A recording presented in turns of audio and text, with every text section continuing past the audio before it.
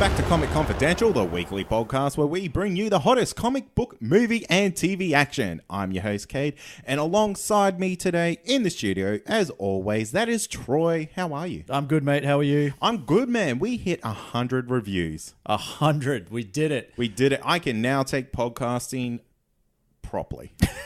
Yeah, and thank you to the 100th review. Who I don't have it in front of me, but he did say basically something along the lines of "Take your review, you filthy animals." Can't believe you begged for it. Yeah, we begged for it. I ain't too proud to beg. I wouldn't say it was a beg. I just asked nicely. Nah, you begged, man. I was on my knees. You were on your knees. No one could see it. It's audio format only. That's the only way I record. Oh yeah, on my knees, praying for a listen. Anyway, so that's a thing. So that's good. Yeah, that's good. We've officially made it. Hollywood's knocking out the doors. There's a Hollywood TV movie biopic coming. It's like one of those daytime. What are they called? Daytime movies? That's not a thing. You know a TV movie. Yeah, a TV movie. That's coming with us. Kevin James is going to play you. Okay. And I'm going to assume Dan Aykroyd plays you. Dan Aykroyd. Okay, cool. I'll take it. It's a short, balding man. Yeah, but he's like a good 40 years older than I am or something. It's not that, but it's close. Nah. Anyway, Kevin James, Dan Aykroyd, hit us up for the rights. We'll let you make that movie, no problems whatsoever. We're back, episode 185. We're kicking along today. We are going to review a movie that I genuinely, for the longest time, didn't think we were even going to touch with a 10-foot pole. Jumanji, Welcome to the Jungle. Yeah, an insane amount of people wanted us to review this. Yeah, it was weird. It was a weird amount of people, but you know, from all reports from them, and not getting into what we think about it yet or anything like that, but from all reports from a lot of them, it's not too bad. Yeah. It's all right. Well, we'll talk about that. Well, that's later. what they say. Yeah, this is not me necessarily. Hey, exactly. But you don't know. And you know what? No one else is really talking about this. Yeah. There's a couple of like a couple out there that are, but it's not really. It's one of those ones where like everyone's kind of just like they're just leaving alone. Yeah, not messing with that bad rock juju. Troy, I want to talk about Fox. Okay, Fox. What does the Fox say? The Fox says we're going to change all our movie lineups coming up. Like every single movie that we're releasing. Pretty much. So the big one that I really want to talk about is Deadpool 2. Has been moved up 2 weeks from June 1st to May 18th. Yeah. Which means it's going to hit the theaters a week before the new Han Solo movie. Yeah. I say the new because, you know, there's multiple. Yeah. But it's also in the same month of the new Avengers movie. Yes. So what are Fox doing?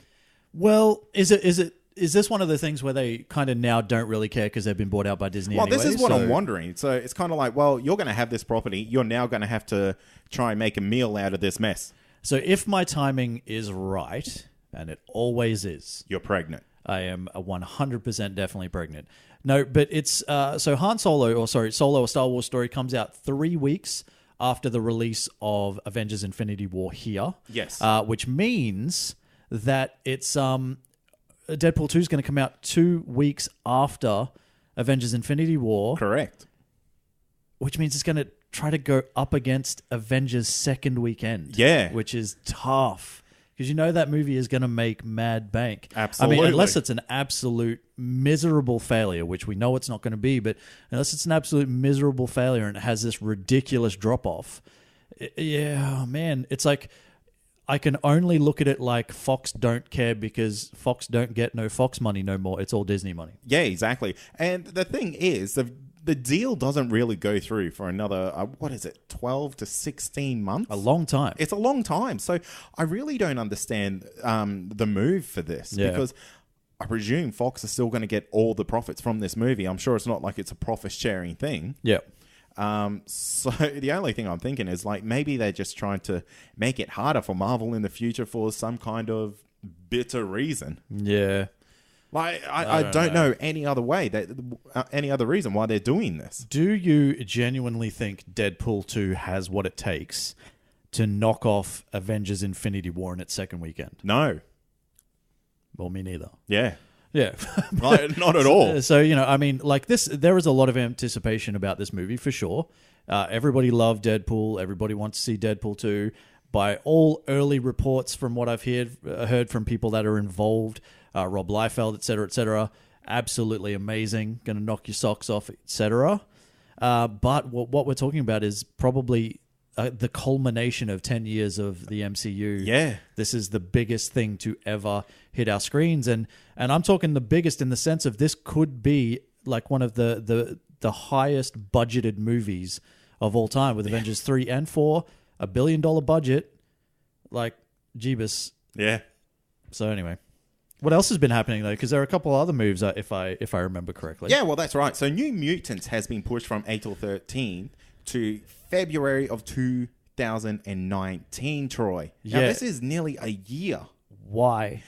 Well, apparently, the rumor going around the interwebs is that the movie's not scary enough to kind of handle the horror name that it's been given. Right. So, are they going back for reshoots? They have to be if they're doing that. Well, that'd have to be. Like, what else would you be? Okay, our movie isn't scary enough. We're going to push it back 10 months. How are we going to make it scarier without doing reshoots? I don't know. Let's with some promo images, or maybe let's the DVD cover. We'll make the Blu-ray cover in the shape of like a spooky ghost thing or something. Very spooky. Yeah, very terrifying. But look, apparently the official sources maintain that it's to avoid an overlap with the X-Men movies that are already coming out, which makes no fucking sense. Because what are they doing with Deadpool? So, okay, sure. Yeah. I mean, whatever, Fox. I mean, you seem to have your shit together. You just sold yourself to like a massive company for a lot of money. It ain't for me to tell you what to do, but it doesn't seem like... I don't feel like there's enough hype around this movie, right? And I'm one of the people that is actually hyped to see it, but I don't feel like there's enough hype around this movie to push it back 10 months. Like, you're not going to gain anything from it. I genuinely think people will forget that it's even happening, and then it'll slowly start to come around again, and the marketing will ramp up, and you'll be like, oh, shit, because remember, we've already had a teaser trailer. Yeah, exactly. So what I think's happened is they've done a screening for the New Mutants. Yep. And it's probably not come out favorable. Ah. And they're kind of backpedaling on it, I have a feeling. Okay. In the sense that, do they go forward with it, spend the marketing, spend the rest of the budget finishing this film to get it up to what it needs to be? Yeah. Or do they just kind of let it go through development hell and slowly disappear into nothing? Because I'm sure they'll probably hold out until this Disney Fox deal is done. Yeah. Well, speaking of development hell and fading into obscurity, that would be the final movie that was announced. Yeah, that's Gambit. So that's been pushed back from 2019 February to June. Now, the reason it's been pushed back, or I would assume the biggest reason it's been pushed back, is because it lost another director. That's 3 now. 3. Gore Verbinski is Gorn Verbinski. He's out. This movie's never going to happen, Troy. It can never happen. All right. This is Fox's Flash movie. It's not going to happen. It's definitely not. Now, it is what? It's Friday the 12th of January 2018 as we record this. Yep. Let's put bets. Okay. So, we can go back and we can reference this, but on January the 12th, 2018, we both agreed Gambit, never going to happen.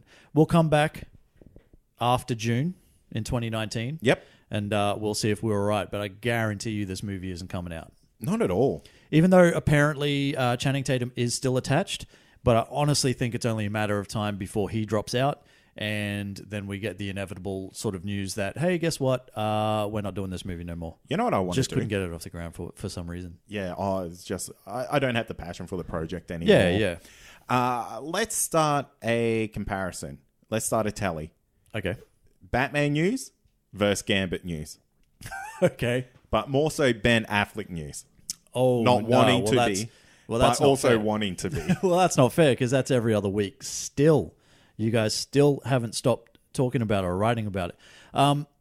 That's a bit unfair because we're going to get a lot of that news coming up as this progresses. I genuinely think the next bit of Gambit news we hear is that the movie has been canned. And it's a shame because it's such a great character. I think it had a lot of promise.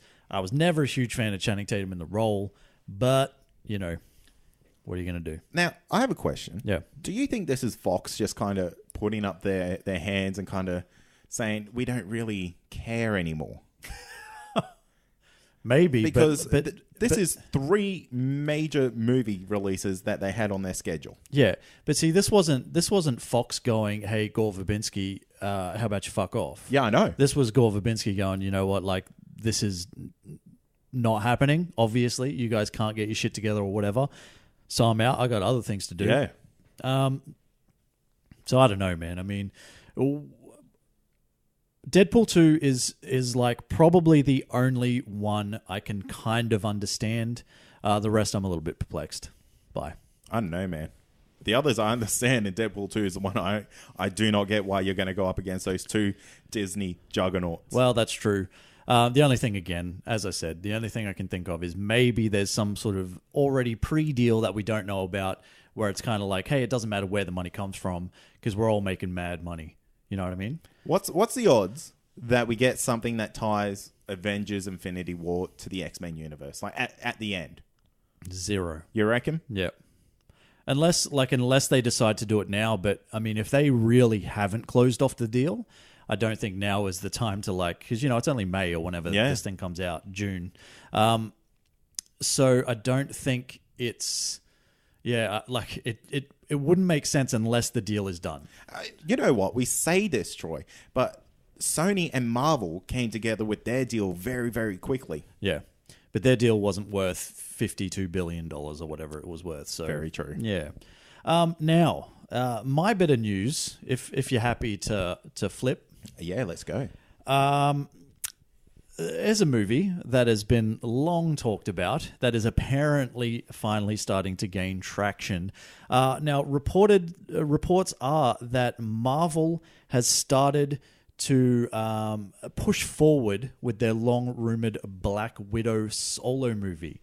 Now, did you ever think that there would be a day where you would hear those words? No, not at all. Not at this point in time. No, and I don't think we need it.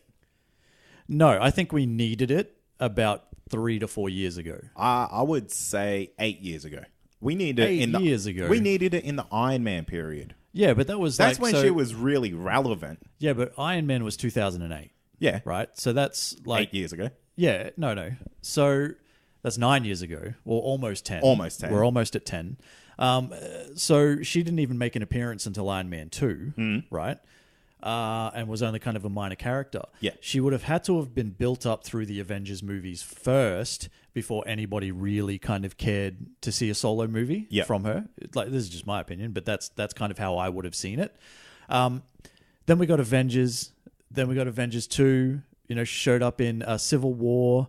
And by the time you're, 3/4 of the way almost finished your phase 3, to try to put this movie now into your phase 4 just doesn't make any sense. And like, this is like, I campaigned for this movie for the longest time. Like I always said, even though I knew it was never going to happen, apparently, do it, make it happen. Should have done it. Yeah, but they didn't. And now they are. And I just feel like it's too little too late. I feel like it might be a little bit of a knee-jerk reaction to the positive reviews that Wonder Woman got. And it's that... Where's Marvel's female hero movie? Yeah, well, they still have Captain Marvel coming Exactly. out. But I think you're right in the sense of like it's a like if the MCU has received any backlash, it's been not having strong villains and not doing anything great with their female characters and not pushing them forward to the forefront. So it could be, like you said, a little bit of a knee-jerk reaction to some of the kind of the negative press that they have had. They've got Scarlett Johansson; she's willing to do it. Reports are Kevin Feige has met with what's the kid's name? I can't even remember the kid's name. I think it's Jack Schaefer or something like that, who hasn't really done a lot of well-known stuff. But he's kind of the guy that Kevin Feige has already tapped to write this. Oh, so okay. Even though it's in pre-production and it hasn't been greenlit yet officially, Kevin Feige has held conversations with both Scarlett Johansson and the Schaefer kid to get them both on board now. So to me, that sounds like it's happening, whether we want it or not. What do you want from this movie? You know what I want? Let me tell you what I want. Okay. There was this very little throwaway line in Avengers 2 Age of Ultron where we see Scarlett Johansson, Black Widow, and Hawkeye kind of say, this is like that moment back in Budapest. Yeah. I want to see what happened in Budapest. Yeah. I think the only way this really kind of worked was either back in the earlier days, and then we got to see a kind of, hey, where was Black Widow before any of this came? Like before she met Tony Stark and all that sort of stuff. So that would involve that. Now, like, can you do a like an origin story now? Probably not. And is there a worthy enough story for in between what she's been up to now, kind of thing? Like, I mean, because she has pretty much bounced from, Avengers to Avengers 2 to Civil War. Like, she's been there, she's been active, and she's been out in the forefront. So I don't know. I mean, I don't know if there's enough to make it work. Well, the thing is, what is so major that could have happened in her past that could warrant, I guess, a solo movie and not... Something to do with ballet. Yeah, something to do with ballet, but not be ever mentioned in canon so far. Well, yeah, and I think that's the whole part of the character is the secrecy of her. Absolutely. So, they could probably realistically make up whatever they wanted. They could draw from the comics, obviously, if they wanted to as well. There's plenty of history there. That's impossible. Hey, you can do it. Just ask someone. Okay. Yeah, ask someone who's done it already. Now, Zack Snyder. There you go. Oh, triggered. Now, Troy, I'm gonna I want to tack on this tiny little piece of news that just talking about Hawkeye kind of reminded me. Okay. Now, Marvel Studios released these promo images of these I guess the upcoming Phase 4 and things like that. Yeah. Now, one of the images they released, and this is officially from Marvel, so it had to go through 1,000 set of eyes. Hawkeye with his fuckboy haircut. No, but it is Hawkeye as a Skrull. Oh, what? Yes. Nah. 100%. Nah.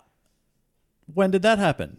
It happened last week. How did I miss that? I'll show you after we're done recording here, but it's Hawkeye the Skrull. So who done fucked that up? I don't know. I have no idea. Because that kind of seems to be a pretty big piece of information. Yeah, absolutely. So whether or not this is just a concept or something like that. Yeah. But man, what a monumental bugger up on Marvel's half there. Yeah, it's kind of like Lego. How Lego just fucks everything up for everyone. Marvel have Legoed themselves. Absolutely. Interesting.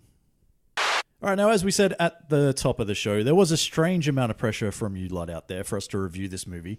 So we thought, why not? Let's do it. We've given The Rock his fair share of curry on the show, so we checked out his latest effort, Jumanji, Welcome to the Jungle, to see if A, The Rock and Kevin Hart can actually team up to make a good movie, and B, to see if the 2017 soft sequel can hold a candle to Robin Williams' much beloved 1995 OG classic, obviously called Jumanji. I like that soft sequel. Yeah, it's a soft sequel. You can't really call it a sequel necessarily, straight out. And it's not a reboot. It's not a reboot.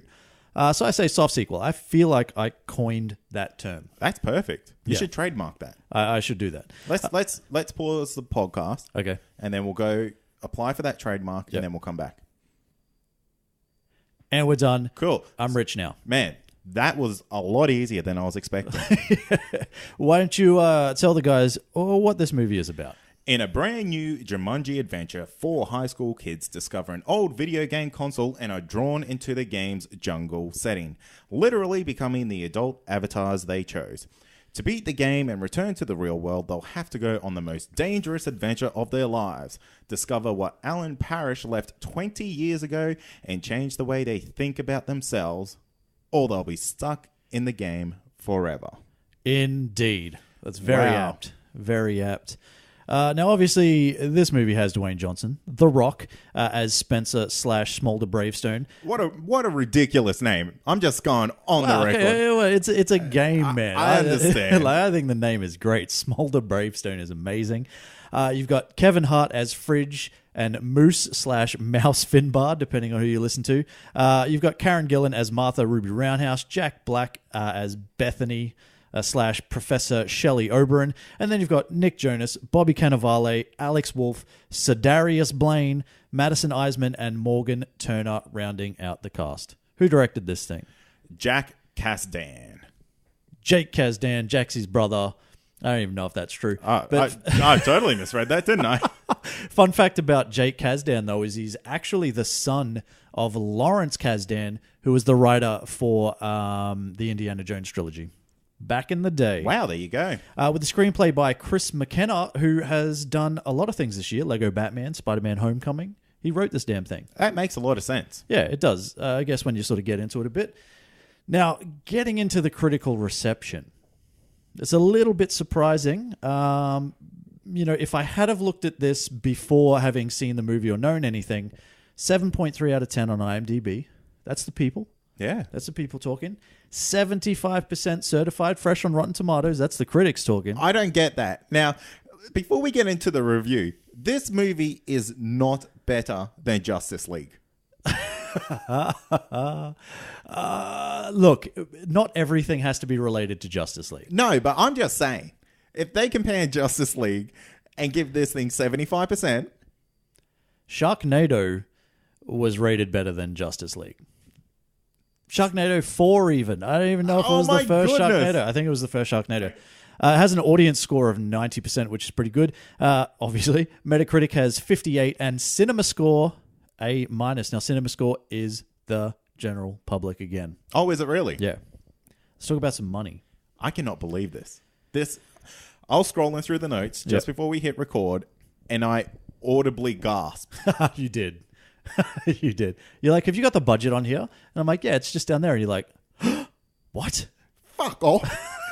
Troy, can you please tell the people these ridiculous numbers? Okay, so it had a pretty softish or maybe a good opening weekend for a movie like this, $36 million.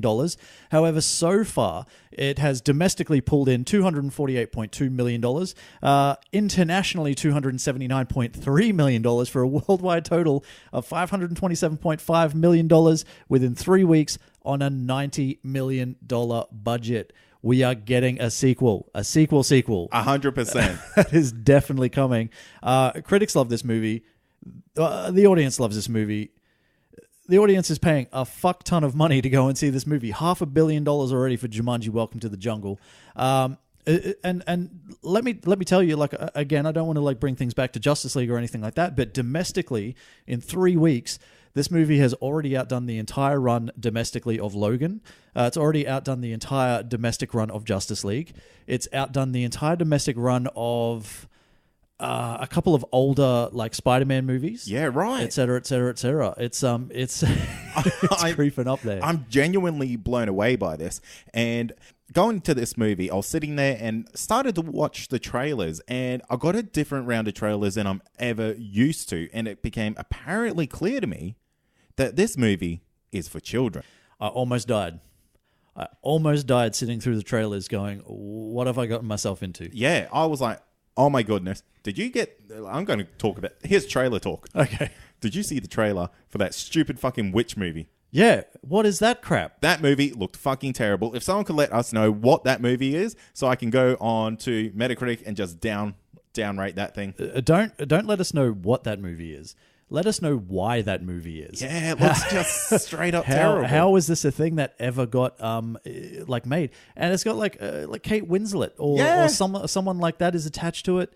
It didn't look good at all. We're not the target demographic. I get that. And then what was the other one? There was another one for some other shitty kids movie that I couldn't be fucked talking about. Anyway, but yeah, apparently clear. Just sitting through the trailers, I was like, I don't know if this movie is going to be for me. Yeah. Now, let's get into that. So, non-spoilers first, as always, as we do. In case you guys out there have not seen this movie, why don't you tell me a little bit about how you feel right now? This movie has me really, really confused because I really loved the characters in this movie. Yeah. But I fucking thought the story was dog shit. Okay. I mean, it was fun, I think.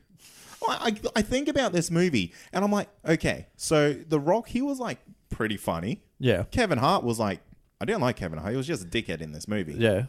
Jack Black, absolutely hilarious. That like he stole this movie. But Karen Gillan, gorgeous, amazing, kicks a lot of ass in this movie. She's one of the most amazing people on the planet ever. But the humor in this movie is, I reckon, 90% aimed at 10-year-old children. Oh, yeah. I mean, like, I think we've definitely established that this is a kid's movie. And I think that's kind of where I fell off the hype train on this movie, because I went into this and I was having a lot of fun. It starts very slowly. Yeah. For, I guess, what this movie is. Do you think so, though? Because, like, it gets into them playing the game quite quickly, I thought. Like, probably within the first 15, 20 minutes, easily. I still think that was quite long, though, because I had really no connection to the actual real kids. Yeah. I mean, they tried to set up, their little backstories, their little love stories that, are obviously going to drag out throughout this movie. Yeah. But I just couldn't make that connection with them. I thought they handled that not in the best way. Yeah. And I mean, I was honestly just waiting to get into the video game, and because of that, it felt like it took a long time. Yeah. But when we actually got into the video game, things went, I guess, very quickly. I thought I felt like we we're going to get a lot more action. Yeah. And I think we saw a lot of this in the trailers. Yeah. Look, I would agree. And a lot of the big jokes as well. Yes. Here's a fun fact about me, Cade. Up until last week, I genuinely thought I had seen the original Jumanji. Like, I was dead set, like, yeah, of course I've seen Jumanji. Like, fuck, it's been out for like 20 years or something. I've definitely seen Jumanji. Are you telling me you've never seen Jumanji? Now, I went to re-watch Jumanji for this show, and 20 minutes into it, I realized I have never actually seen this thing in my life. It's just, it's one of those movies that is just so well known and like so kind of ingrained in pop culture history and like so beloved. Yeah. And spoken about all the time. And you see like the memes and all that sort of stuff. I'm like, yeah, I've definitely seen Jumanji. Everyone's fucking seen Jumanji, dude. I have not seen Jumanji. That's insane. I have have now. 22 years after it came out. But I actually have the, I guess I have the advantage of having seen both of these movies for the first time within the space of a week of each other. That's interesting. Yeah, so I might have some slightly differing views. Which I don't care about my opinion anymore. Talk to me about yours, idiot, who's never seen Jumanji before. I was absolutely blown away. Like, I was dead set. I was 20 minutes into this movie, and I'm like, what the fuck is happening? I don't remember that person. I've never actually seen this movie, goddammit. That's insane. That was my life. You might be one of the only people in Australia who have not seen that movie. I would say I would be pretty close to up there. Now, I guess on that, what I would want to say about this movie, Welcome to the Jungle, is that I actually enjoyed the premise more. So I like the fact that they were sucked into the game. Yes. And not the game coming out. And I like the fact that they turned into playable characters rather than being like, we're not following kids around the whole time. Yeah. Like little Monkey Boy and Mary Jane Watson from Spider-Man 20 years later or whatever. So I like that premise more than the original. So I think the way that they've modernized it was actually really good. I think it was very smart. Yeah, that's cool. So in saying that though, like, yeah, the characters, great. Kids, not so much. Like, I mean, you don't really get much from them. Yes. So, it's not about them, basically. So, but it is. Well, it is, but it isn't in the sense that you're not there for them anymore. Like, as soon as they become the characters in the game, you're there for The Rock. Exactly. You're there for Kevin Hart. You're there for Karen Gillan, Jack Black, all that sort of stuff. So they don't build enough character before, and you don't get much after. So the kind of in between, you're not really in it for them. You're kind of just in it for the characters in the game of Jumanji kind of thing. That's how I felt anyway. I will say that the stakes are nowhere near as high ever as they were in the first movie. And I don't want to keep trying to like compare the two, but hey, I was in them both this week. And I'll agree with you on that. And that's probably why I wasn't like so invested in this movie, because it's kind of like, okay, you got 3 lives. And everyone kind of blows their first one. It's like, yeah cool. We see... Is there really even spoilers for this? Look, we'll keep it light as much as you can, and then we'll try to... Because you don't want to spoil the outcome, and you don't want to spoil necessarily the relationships between some of the people. Do you? I think we just go full spoilers because this is one of those movies that like you can't really spoil. I suppose. Like, you're not going to get to the end and you're not going to go, what? Yeah, that happened? Exactly. You kind of, if you've seen the first movie, which I have now, if you've seen the first movie, you know things are probably going to end somewhat similar to that without varying too much. Yeah. Probably. Yeah. They got to stick to relatively the same formula. So fine, we can go all out now. Because you're right. Like, I guess in the grand scheme of things, there isn't a lot to spoil. Yeah, exactly. And the thing is, there's no stakes in this movie, like, at all. Everyone blows their first lives, and then one of them kind of sacrifices a life to save another. Yeah. But then there's no tension for, like, you've got this one life left. Yeah. I guess I liked it. I liked it. I thought it was really, really clever. But it was a nothing moment then. Yeah. I loved how they gave them like strengths and weaknesses as well, like as actual like characters and all that sort of stuff. And you know, like cake as a weakness is ridiculous. It's ridiculous, but it's hilarious. And then to have smoldering intensity as an actual strength as well was pretty amazing. And I have to give props to The Rock. Because he did play it pretty well. He played it amazing. Jack Black played it amazing as the typical teenage kind of social media girl. Obsessed kind of, all about the likes and all that sort of stuff type girl. He killed it. He absolutely killed it. The name is escaping me. Karen Gillan. How dare it escape you? And I know it's Karen Gillan. Now, she had one of the funniest moments that I've probably seen in cinema in the longest time. Yeah. And that's when she's trying to be like sultry and sexy. Yeah. I genuinely embarrassed my wife in the cinema by laughing that hard. Seriously? Yeah. It was pretty fucking great. Yeah. There were two moments in this movie that I absolutely loved, and that's one of them. Because it was just like, she's kind of like, she's trying to do this sexy walk down the hill, and it's kind of like a newborn baby giraffe trying to find its legs. And he's like, I think it was Kevin Hart who's like, she twisted her ankle. Yeah, it was actually quite funny. And there's a second part not long after that where she was successful, and they all meet up inside the barn. And Jack Black's like, yeah, girl, you did it. And like, give me a hug. And then they hug. And The Rock's like, yeah, girl, you did it. And it's like this real awkward non-hug kind of like chest bumpy type of thing. Both myself and my partner pissed ourselves laughing at that part. The Rock plays awkward really well. He does it fantastically. Yeah. So I'll give it that for sure. I think The Rock kind of needs to give up on being the action star and start being the awkward guy. Or maybe, I don't know, maybe he just needs to kind of like, it's not about serious roles. Yeah, I think that's it. A bit more tongue-in-cheek, like a little bit more comedy, because he does that well. Like, when he tries to act, like when he was in Hercules, and he was trying to like, be very kind of serious and well-spoken. It's not that The Rock's not well-spoken, but, we're talking like ancient Greek / Roman kind of history here, and he's just kind of being The Rock. Yeah. You know what I mean? And it just doesn't work when he takes it too seriously. But when he lets himself kind of be silly like this, it was great. Indeed. Yeah. Now, one thing I do want to mention.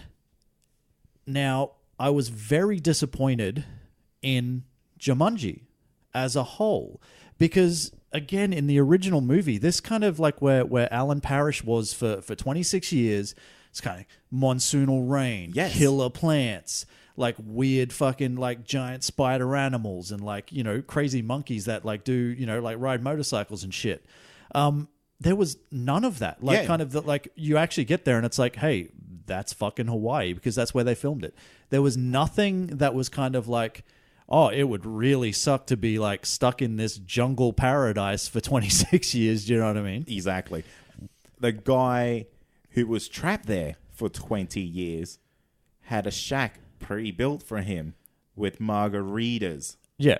24/7. Yeah, yeah. It's kind of like, yeah, this is not that terrible, You mate. also get to be eternally young and Nick Jonas handsome. Yeah. You know, it's like I guess, you know what I mean. I mean, Yeah. it's just one of those things where this world, which we didn't really get to see in the original, was built to be this really terrifying, oh my God, Jumanji, you know, whatever. And then you go there and it's literally just a jungle. Yeah. It's called Welcome to the Jungle. It's not called Welcome to Jumanji, where plants are going to fucking eat cop cars. Because that's what it did. That's right. The only thing that we kind of got like as a throwback, I guess, to the original Jumanji was the albino rhinos. Yeah. And that was our guess, I guess, the big action piece in this movie. This was like, this is a big scary monster part. Yeah. And it was all over very quickly. Yeah. Yeah, look, like I totally agree. And I guess that goes back to the stakes never being quite high enough. Yeah. But here would be my overall kind of thoughts before we maybe talk about individual people a bit more or something like that. I would think that, how do I put this delicately? There is enough action and enough humor, and the adult characters are like funny and interesting enough that it kind of, like, you're going in there like expecting a certain thing. Yeah. And with what you get, it's enough to kind of like to you know, to make the value of your ticket. Like, it gives you something that you can go away, oh, that was a bit fun. Yeah. You know what I mean? It doesn't necessarily, like, it's not so much trying to live up to the sequel, and it's not trying to outdo the sequel. It's trying to be kind of like, you know, like I said, a soft sequel to it, but it's kind of like trying to be its own kind of thing. And I think if you were to have a second movie, like a sequel to this, and you had new character, like new kids come in with different personalities, and then you have the same actors, the same adult actors playing these kids with their different personalities, like, that works for me. Like, I think you could, I think there's something there that you can build on. So I think it did enough for me to make it worthwhile go seeing. Would you want a sequel? I would want a sequel if they did it the way that I just said. Yeah. Like, I wouldn't want a sequel with the same kids, right? Because we've kind of seen that. Well, what's going to be different? Like, they might have to do something different with a different gem, and, you know, a different Van Pelt will be chasing them or whatever. I don't know. But if they do it with a whole bunch of different kids that get trapped in there, maybe they're not nerdy kids. Yeah. Maybe they're not outcasts. Maybe they're not, you know, maybe they're like the cool kids, or maybe they're like, you know, something like that. Yep. If they do that, then yeah, why not? Let these same four actors try their hand at a different kind of personality with different outcomes and all that sort of stuff. So that's how I would see it. But yeah, I'd probably go watch a sequel. Yeah. Yeah. Yeah, that's cool. Yeah. What do you think? Yeah, I'm in the same boat. There was nothing that was really... The movie is good, and like you said, it kind of does enough to get it over the line. Yeah. But it's nothing great. This is a movie that you'll probably walk out of in a week's time. You'll be like, oh, what was that all about again? Yeah. Like, this isn't going to have that staying power of the first Jumanji. Well, not that you would know anything about that, you social fucking terrorist. Hey, man, for 22 years, I've known all about Jumanji without ever having seen it. And that's the difference between these movies. Yeah. You know, in 22 years, people aren't going to be talking about Jumanji, Welcome to the Jungle. Correct. And, you know, we're not here to compare movie A to movie B. Yeah. Look, I mean, it's very easy to do, though. Absolutely. That's the thing. And because I have seen the first Jumanji, it's kind of like that's always going to be... I'm always going to hold a flame to that candle. Yeah. Rather than Jumanji, Welcome to the Jungle. Welcome to the Jungle was a fun time, and if you have kids, it's a really good family outing. But if you're going there as an adult, you know, maybe going there with your partner, you know, there's plenty of other movies that you would probably see before this. Yeah. Now knowing what I do know about it. Well, yeah, that's fair. But saying that, it was a fantastic time in there, but I could easily tune off halfway through that movie. Which is fair. And I think what that comes down to is it doesn't really have the charm of the original. Absolutely. And the original was all about, you know, like trying to reconnect family, like kids trying to reconnect family and with family and all that sort of stuff. And Alan trying to reconnect with his dad, who in Jumanji portrayed the bad guy, so Yeah. it's kind of like, you know, like that sort of comparison. Whereas this one, it's kind of like, you know, about establishing your friendships and kind of finding out who you are as a kid, like as a teenager, and who you want to be as an adult, and what type of person do you want to be as you grow up, and what type of friendships are you going to create as you go. It's about reconnecting friendships and stuff. And I don't think the story is necessarily as and it could be that, you know, I mean, I don't know. I mean, It's been dumbed down. it's a good way to put it. I just think it's more that Robin Williams himself brings this different level to these performances. Absolutely. There's And- warmth. There's charm to it. Yeah, and again, and like it's not that, but you're dealing with like a child actor, Kirsten Dunst, goddammit, who grows up to be adult Kirsten Dunst and is still making movies and stuff, and is still an absolutely terrific actress. Whereas, you know, here it's kind of like you're dealing with some kids, and one thing that I wanted to like talk about in regards to these kids is that they all have their own kind of individual personalities, right? So you've got Spencer, who's kind of like the nerdy kid that wants to like... he's kind of like, he's just like a bit of a shut-in. He's like a gamer kid, but he's like obviously very smart. Then you've got Fridge. You mean he's cliche? Well, he is cliched, but they're all cliched in their own way. Fridge is like this, again, cliched kind of like, you know, he's this football kid. You know, he doesn't want to do the academic work, but he wants to get all the glory on the football field. And in doing so, like, he's alienated his friend, because you find out along the way that these guys were friends as kids. Yep. Then you've got Martha, who's like the quiet, sort of shy, you know, like just the mouse in the corner kind of thing. And then you've got Bethany, who's obviously the very much, as we spoke about before, prototypical teenage, all about it for the Insta likes and Twitter things and Snap bots. Yeah. And whatnot, you know? We are so connected. So I guess what I'm trying to get at is when you get to these characters as the adult versions of them, they're all portrayed fairly well, except for Fridge, because at no point do you ever get the feeling that Fridge is Kevin Hart as a character. That's just Kevin Hart being Kevin Hart. Absolutely. And that's unfortunate, because you don't actually get to see much growth out of that character, because the character is being completely different to how you've seen him. He wasn't running around going, oh man, you know, like, whatever Kevin Hart says. All the Kevin Hart things that he says in every friggin' movie that Kevin Hart has ever been in. He says the same thing. Yeah. So I'm missing the top 2 half of my body and all that sort of stuff.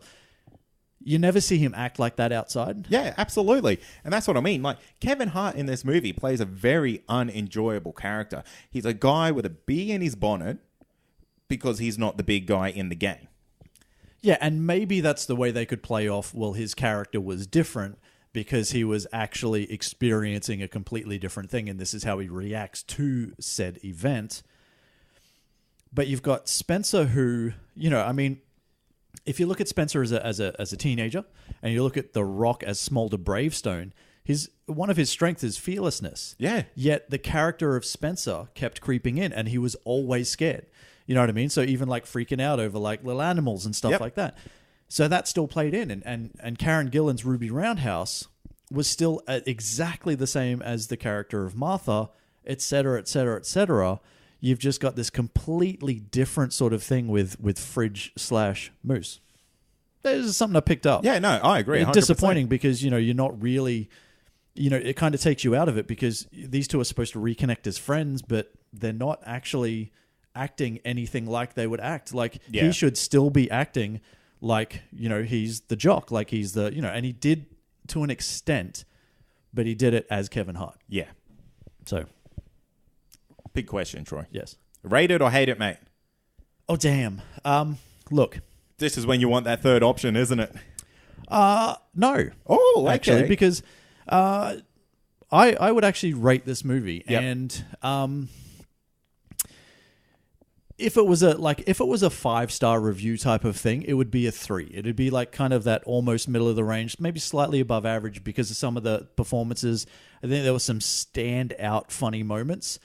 This is kind of a movie that has plot holes everywhere, more plot holes than potholes in Jumanji, but it's kind of enjoyable enough that you don't really care. Like, there's enough in it for me. Look, it helps that Karen Gillan is in this entire movie. Don't get me wrong. But it's kind of, it gives you enough with what it's trying to give you. It's not trying to be something more than it is. And I think, like, I had an enjoyable time. And if I had an enjoyable time, I have to rate it. Right? That's a very good point, Troy. Right. I'm going to rate it as well. And it's kind of that whole same thing. It's a 3-star. It just scrapes over the line. The movie does just enough to kind of get you to that point. And like you said, it knows what it is, and it doesn't try to go outside of those realms. Troy, that's going to do it for another week, mate. Almost. Almost? Why? What have you got up your sleeve? I have a bunch of listener questions. Hey. And, like, we haven't really done listener questions for a little while. We brought Comic of the Week back last week, so we weren't going to bring that back this week. So I figured, let's get some goddamn listener questions out there. What are we going to do next week? We'll make it up as we go. I like it. Like we always do. Now, do you have these questions in front of you? No. Okay. I didn't even know we had them. No, well, I thought you might have opened up Facebook, but it doesn't look like you have. No, I'm on the Patreon chat, man. You are literally multitasking while we're supposed to be doing this show. I like it. All right, now let's throw a couple of these out. Charlie McGregor asks, which movies do you think are going to be in the next slate of movies Marvel announces? Fantastic Four? Dreaming, but yeah. No, they will. Okay. Silver Surfer? Oh, come on, man. Galactus? Doctor Doom. Doctor Doom.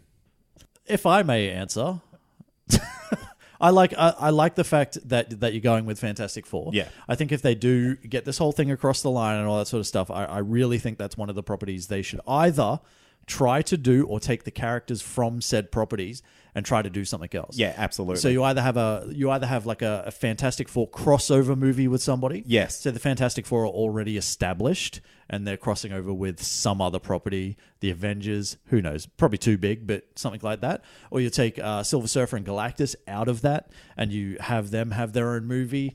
Maybe you could do just a solo Human Torch film. That might be a bit boring, but that doesn't.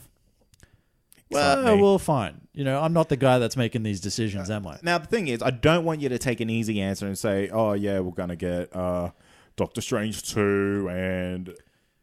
Well, we will. Yeah, I know, but those are unexciting. Okay. Enlighten me. Make me pumped, Troy. Okay. Now let's think about this for a second. Yeah. All right. Okay, check this out. Okay. Inhumans versus X-Men. Yes.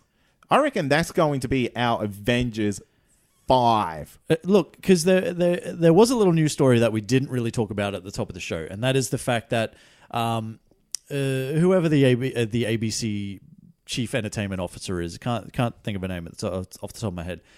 She has come out and almost basically said, "Hey, Inhumans was shit, and we're canceling it." Really? She didn't say exactly those words. Heavily underperformed. They're really going to have to go back and have a look to see if they want to continue with that property, blah, blah, blah. Yeah. So I pretty much, after how it performed and how shit it was received, and I've seen some of it, and it was fucking terrible, I think that is done. So now they bring Inhumans back to the big screen like was originally planned. And they do it in a format because it's going to be a bit testy. They're going to be like, hey, do we trust this Inhumans thing now? But they do it as a movie, and the best way to do that is to have them verse somebody. How do they bring the mutants in? They bring in Inhumans versus X-Men. The X-Men wipe out the Inhumans. Then you just left with mutants. Oh, I like that. Done. Yeah, that's good. That's really good. Charlie, don't know if that answers your question at all, but that's some things. That was a good answer in there. Yeah. Paul Prezula, hey, will we ever see another Alien film, and how much involvement should Ridley Scott be allowed to have? This is a good question because there's so much heat going around this at the moment. I can't remember who wrote the most recent Alien movie that kind of destroyed the Prometheus storyline for no good reason. Ridley Scott. Was it Ridley Scott that did that? You're talking about Alien Covenant? Yes. Yeah, Ridley Scott. Oh, man. There's so much hate about that. Ridley. I'm shaking my fist like an old man. I think we will Yeah. I think we have to, really. I mean, the franchise is just kind of too good not to. Yeah. And it generally performs pretty well. Yeah. Look, will we ever see another Alien film? Yes. How much involvement should Ridley Scott have? Fuck all. None. You're done, mate. You're too old. Go retire. Literally, take your giant ego, roll it up in a bowl, shove it up your butthole, move on to another project. Let us have an Alien movie that we want. Yeah. That continues the original franchise and gives us some goddamn aliens. Hope that answers your questions. Daniel Rowlands asks, League of Extraordinary Gentlemen, underrated comic book movie gem or cinematic trash that deserves the hate it gets, and why? Trash. Trash bag. Yeah. Trash bag of all trash bags. That's in your bargain bins. That's in the bin. Yeah. It's like, it's not even, they give that away when you go into JB Hi-Fi. I would buy that movie just to throw it in the bin. The only thing League of Extraordinary Gentlemen is good for is having background noise while you are trying to do anything else other than watch League of Extraordinary Gentlemen. Why? Because it's just shit. It's no good. Like, the characters aren't well developed. The acting is shit. The effects are okay. There's something. Sean Connery is like well into his I don't give a fuck about anything anymore phase. So unfortunately, my friend, I don't know if you like it or not, but to us, it ain't good. It's a piece of trash. Chris Sutherland, what would be your perfect last meal? Oh, you know what? I have an answer for this. Okay, if you're not ready. Yeah, you go first. Bucket of KFC. Big family feast with a 21-piece bucket. That's my last meal, man. You can't go wrong with KFC. Oh, look, it's I was like, have some lobster or have some no. Nah. Give me a big dirty bucket of KFC. If I'm gonna go out, I'm gonna go out greasy and I'm gonna go out fat. Yeah. Like I came into this world. Get me some dirty bird. Yep. Dead set. Anything else different? No, that's amazing. Okay. Now, this is from Samantha Moylan. Why was Chloe Bennett crying so much? In reference to one of Chloe Bennett's snaps about being on set, and I don't know if it was a snap or an Instagram story, whatever it was, but she had puffy eyes because she had been crying all day on set. What was making Chloe cry? Because Agent May's going to die. Agent May's going to die? Agent May's gone skis, mate. Ooh, you reckon? Yeah. Okay. What do you think? Well, I don't mind that. I think if they're going to kill off any character, it probably would be her. Yeah. She's like the most badass, but she's the one that will kind of not affect ongoings. Yeah. If she's not there. Yeah. Now, this is, unfortunately, Agents of S.H.I.E.L.D. has not officially been picked up for season 6 yet. The same lady that I was talking about before, whose name completely escapes me, also spoke a little bit about Agents of S.H.I.E.L.D., where she said that, they love the way it's going. The storyline is amazing. The last season was great. Really happy with where it is. They just need to really evaluate each and every show before they make a decision on whether they're going to continue. It's been going on for quite a while now. It could wrap up after this season, and I would be sad but happy. Yeah. If it goes out on a high. Yeah, if it goes out on a high, that's the way to go. You don't want to drag this shit out. Maybe that's it. Maybe they have some insider information and they knew that they just did their final episode. Maybe that's why she was crying for. Oh. You don't know. Now, Samuel Anderson asked some stuff about Black Widow. We've already kind of answered your thing, maybe. We spoke about what kind of plot lines we want. So, hey, there you go. Hey, Daniel Rowlands tried to get in for a second question. Should I let that guy? Yeah. All right, I'll let him go. Wait, is it a good question? It's a good question. What would your expert topics be if you were on a game show? Ooh. Calories and chicken nuggets.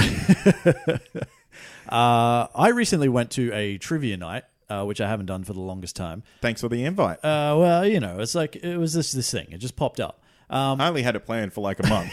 Yeah, but I went. It was all about 80s trivia. Oh, 80s. Turns out I am fucking amazing, and we won. Nice. I've been to 2 trivia nights in my life, won them both. I'm officially crowning myself Trivia King. 80s. Nice. Yeah. Yeah, that's good. Okay, cool. Now we have one more. Okay. We have a couple more. I'm gonna pick Two. Two. Now, if you could go back, this is from Nick Warrior, sorry. If you could go back and change one thing from a post-Iron Man comic book film, what would it be? It will be The Incredible Hulk. I want them to go back to that and kind of just fix what happens with the Abomination. Because he's kind of like gone. Yeah. That's a really great character and like a genuine major threat to the MCU. Yeah. In the sense that, yeah, he's not going to be like a Thanos. Yeah. But he's not going to be far behind in the sense of like just pure terror and craziness. Yeah. I want him to come back. Yeah, that's fair. Can I ask you this? Were you a fan of the original two movies? Yeah, I was. Yeah? Both of? The second one. The first one was a bit iffy. Yeah. But the second one was great. Yeah, I definitely agree. Okay. One more question? Yeah? One more, no more. Okay, one more, no more. Now, just give me 1 second, because there are a few, so I do want to pick a good one. Okay. Give me some sort of like thinking music or something. Dun, dun, dun, dun, dun, dun, dun, dun. Dun, dun, dun, dun, dun, dun, dun, dun. Dun, dun, dun, dun,